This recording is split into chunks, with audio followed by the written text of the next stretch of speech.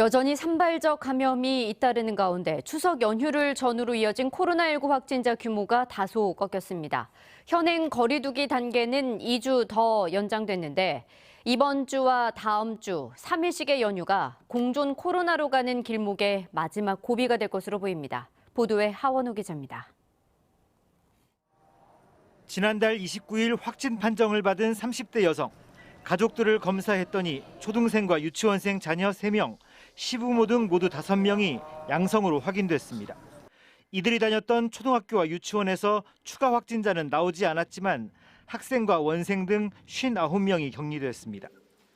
전주에 사는 외국인 일가족 5명도 양성으로 확인돼 방역 당국이 감염 경로를 조사하고 있습니다. 지난해 12월 집단 감염이 발생한 순창의 한 요양병원에서도 종사자와 환자 등 3명이 새로 감염돼 동일 집단 격리 조치가 이루어졌습니다. 분산 배치가 되어 있습니다. 3층, 5층, 별관 2개 층 해서 다 분산 배치가 되고 있는 상황이고 지금 추가 검사로 계속 이틀 간격으로 추가 검사를 진행하고 있습니다. 전북에서는 어제 32명, 오늘은 오전까지 11명의 신규 확진자가 나왔습니다.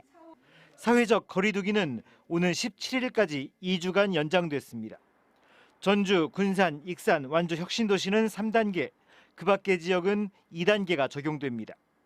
다만 접종 완료자를 포함해 돌잔치는 최대 49명, 결혼식은 식사를 제공하지 않는 경우 최대 199명까지 참석할 수 있습니다. 모든 국민의 70% 이상 접종이 마무리되는 다음 달에는 거리두기 완화 등 이른바 공존 코로나 방안이 시행될 것으로 보입니다. 저희들도 그때까지는 아무튼 예방접종을 최대한으로 아무튼 끌어들이고 제고시키는 방법을 위해서 노력할 계획이고요.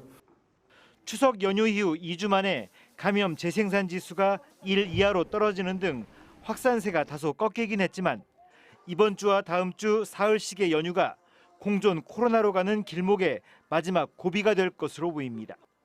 JTB 뉴스 하원호입니다.